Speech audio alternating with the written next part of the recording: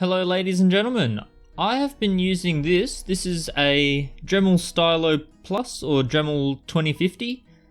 I've been using this for a couple months now after it was sent in by a subscriber and viewer. Thanks Mike. He sent this in and just said you'll love using this, so give it a crack, and I've been giving it a crack for a while now, and I think I've used it long enough to be able to give a bit of a more detailed review.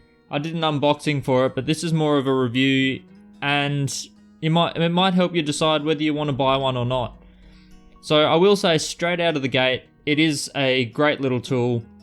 I've had no major issues with it so far, and it won't replace my Azido rotary tool, which I use kind of like a pendant motor with a flex shaft attachment. It won't replace that, but at times this is more beneficial. So the only key selling point where this does better than my previous tool and my current tool is noise. So it is really quiet.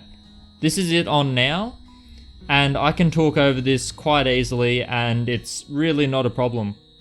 Whereas with my other tool, it's probably 10 times as loud and me talking would just get washed out by the sound of that motor. So this will be what I use whenever I'm doing any kind of live stream carving, just because it's quiet enough for me to be able to talk while it's operational. So why it's not going to be my main tool is basically down to power. This thing is great, it's really quiet, and it doesn't run on a battery, it's on a cord, so I don't have any issues with battery recharging like I do with some of the battery powered Dremels.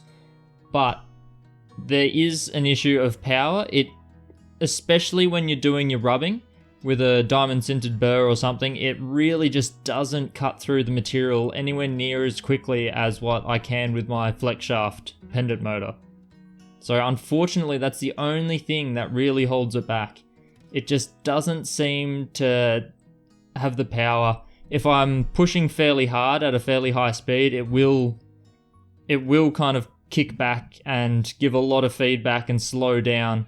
So it just doesn't have the drive that my other one does. In terms of changing bits and stuff, it's no problems there. Really easy push button kind of use, so I've got no problem with that. The speed, it's very consistent, which is nice. It does get a bit louder towards the higher speeds, but really I sit it fairly low anyway. And yeah, that's really just about it. I'm not a huge fan of the power being so close to the water. That's a bit of a drawback as well, so I always have to use a dry method, well, a semi-dry kind of sponge method where I'm constantly wiping the burr and the stone in water, or a wet sponge, rather than just having a water feed or a bucket underneath a reservoir.